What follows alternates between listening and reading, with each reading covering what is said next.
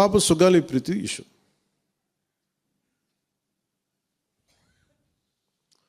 పండ్లున్న చెట్టుగా రాళ్ళు పడతాయంటారు. ఎవరైతే చేయూతనిస్తారో, ఎవరైతే ఆదరిస్తారో వాళ్ళని తిడితే ఎట్లాగా? అసలు ఈరోజు సుగాలి ప్రీతి అనే కేసు ఎలా ఎక్కడి నుంచి బయటకు వచ్చింది మీరు చెప్పండి? ఇలాంటి అన్యాయం జరిగిందని ఎవరికి తెలుసు? ఈ రోజున గత ప్రభుత్వం 2019, 2024లో ఒక ప్రభుత్వం మీద, అప్పుడు ముఖ్యమంత్రి మీద మాట్లాడటానికి అసలు ఎవరికైనా ధైర్యం ఉందా?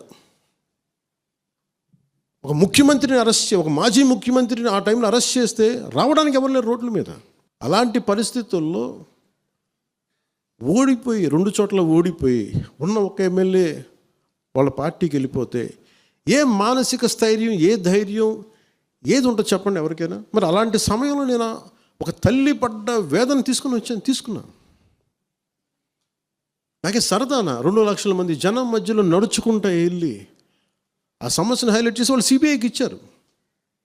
సిబిఐకి ఇస్తే మన ఇంటర్నల్ పేపర్ వర్క్ మనకి ఎలా తెలుస్తుంది? ఇంటర్నల్ పేపర్ వర్క్ వాళ్ళు ఇస్తే వాళ్ళు ఏంటంటే జీవో రిలీజ్ చేశారు. మా దగ్గర నుంచి వెళ్ళింది కానీ ఎక్కడికి వెళ్ళాలో అక్కడి నుంచి ప్రొసీడ్ చేయాలి, అక్కడ ఆపేశారు. హోంశాఖ నుంచి వెళ్ళింది సెక్రటేరియట్లో ఎక్కడో నెక్స్ట్ ఫైల్ ఢిల్లీకి వెళ్ళాల్సిన అక్కడ ఆపేశారు. మేము హోంమంత్రికి సిబిఐకి పంపించేసాం అంటే లెటర్ చేశారు, లాక్ చేసి లాకర్లో పెట్టారు. ఇది జరిగింది. ఈ ప్రాసెస్లో ఏం చేశారు, వాళ్ళకి ఈ కేసు కొంచెం సెన్సిటివ్ కేసు కాబట్టి మీకు చెప్తాను. సుగాలి ప్రీతి నేను ఎందుకు కొంచెం సున్నితంగా మాట్లాడాలి ఈ విషయం ఏదంటే, మీకు ఒక అన్యాయం జరిగినప్పుడు, ఎవరికైనా ఒక అన్యాయం జరిగినప్పుడు మనం ఏం చేస్తామంటే, నాకు ఆ వ్యక్తికి శిక్ష పడాలి, ఇంకింతే ఉండాలి. వాళ్ళు ఏం చెప్తున్నారంటే, ఎవరైతే వీళ్ళు వెనుకున్నారో, మరి గవర్నమెంట్ ద్వారా వచ్చారు, గత ప్రభుత్వం ఎలా వచ్చారో, వాళ్ళు ఏం చేశారంటే, మనం పెట్టిన ఒత్తిడి, ఆ రోజు 2 లక్షల మంది మనం జనంతో తీసుకెళ్ళి అది నేషన్ వైడ్ ఇష్యూ అయ్యేటప్పటికి వాళ్ళు చేసింది ఏంటంటే, మనం చేసిన పోరాటం వల్లే ఎస్సీ ఎస్టీ అట్రాసిటీ కేసు బాధితులకు చట్ట ప్రకారం ఇచ్చే ప్రయోజనాలు, పరిహారాలు వారి కుటుంబానికి దక్కాయి. కర్నూలు రూరల్ మండలం దిన్నెదేవరపాడులో 5 ఎకరాల వ్యవసాయ భూమిని కేటాయింపబడింది. ఆ గ్రామం కర్నూలు నగరానికి 9 కిలోమీటర్ల దూరంలో ఉంది. ఈ రోజున మార్కెట్ వాల్యూ కనీసం ఎకరాకది వాళ్ళు చెప్పడం మీరు క్రాస్ చెక్ చేసుకుని 2 కోట్ల వరకు ఉంటుందని చెప్తా ఉన్నారు.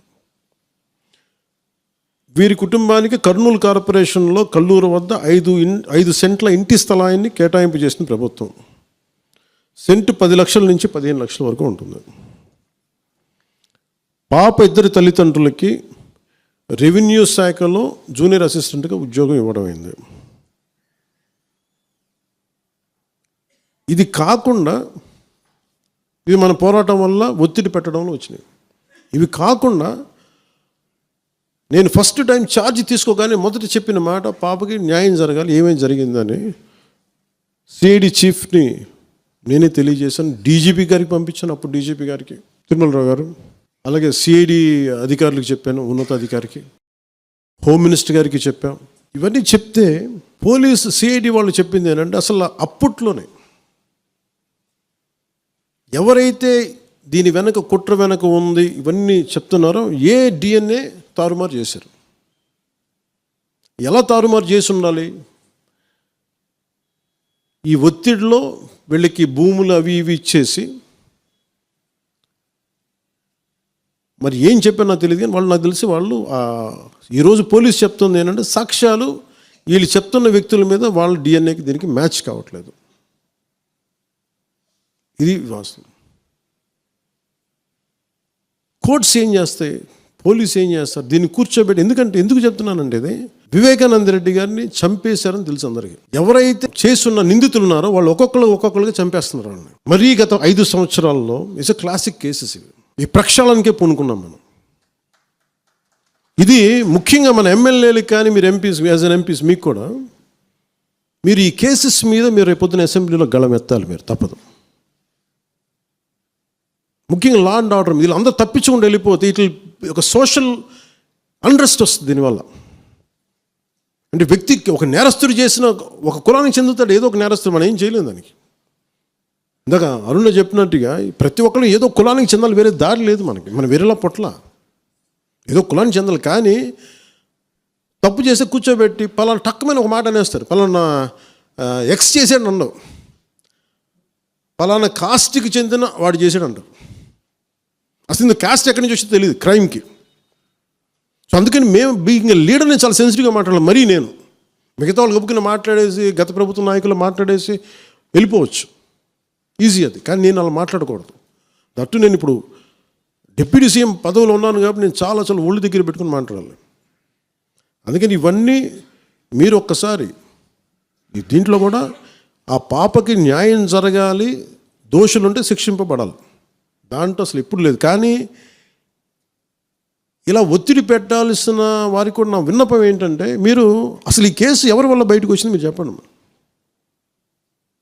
సో మా త్రికరణ శుద్ధిని, మా చిత్తశుద్ధిని మీరు తక్కువ ఎంచిన. ఇక్కడ కేసులు వాళ్ళు కూర్చోబెట్టి నేను వెళ్ళి సాక్ష్యాధారాలు నేనేం క్రియేట్ చేయలేను. అక్కడ గత ప్రభుత్వం చేసిన తప్పులు కొనేసారు వీళ్ళు చాలామందిని. మరి ఏం కొన్నారు, ఎలా కొన్నారు, దీని మీద కేసు పెట్టాలి. ది లెట్ ఎంటైర్, ఇది నా ఒక్కడి కేసు కాదు, ఇది ఎంటైర్ సొసైటీకి ఇది సిచ్యువేషన్. మీరందరూ కూర్చొని ఒకసారి మన ఎమ్మెల్యేస్ అందరూ కూడా, మన నాయకులందరూ కూర్చోబెట్టి you try to take it to home minister గారు, including law and order CM గారి దృష్టిలో చేతిలో ఉంటుంది. కాబట్టి నేను ఇంతకుమించి దీని మీద మాట్లాడకూడదు. ఎందుకంటే నేను శిక్ష పడాలని కోరుకుంటాను. ఇంతకుమించి కాకపోతే ఏమైపోతుంది, నా మీద నన్ను లాగడం చాలా తేలిక అందరికీ. ఎందుకంటే నేను మెత్తని మనిషిని కదా, నా మీద రాళ్ళు వేసేయండి ఈజీ, నా చొక్కా పట్టుకొని ఈజీ. అదే గత ప్రభుత్వం ముఖ్యమంత్రిని పట్టుకోమని చెప్పండి, ధైర్యం కూడా చేయరు, ఇప్పటికీ ధైర్యం చేయరు. ఎందుకంటే వాళ్ళ మనుషులు ఇళ్లలోకి వచ్చి కొడతారు, క్రిమినల్స్ వచ్చి ఇళ్లలోకి వచ్చి కొడతారు, చంపేస్తారని భయం. మనం ప్రజాస్వామ్యం కదా, మనం భరించాలి. అందుకని దయచేసి దీన్ని మీరు ఒకసారి కూర్చోబెట్టి ఒకసారి మన గౌరవ శాసనసభ్యులు, మంత్రివర్గ సహచరులు, లెజిస్లేటివ్ కౌన్సిల్ మెంబర్స్, పార్టీ నాయకులు అందరూ దీని మీద ఒకసారి, స్పోక్స్ పర్సన్స్, వీర మహిళా నాయకులు, మీరందరూ ఒక్కసారి కూర్చోబెట్టి ప్రతి ఒక్కరు కూడా దీని మీద, ఇది ఎందుకంటే ఇది ఒక కేసుగా చూడకండి, ఇది గర్ల్ చైల్డ్ తాలూకు ప్రొటెక్షన్ చాలా ఎసెన్షియల్. అందుకని దీన్ని సోషల్ మీడియా యాక్ట్ కానీ ఇవన్నీ మాట్లాడాలని పొద్దున్న నిర్ణయించుకున్నాం. ఇది ఒకసారి మీ దృష్టికి తీసుకొస్తా ఉన్నాను.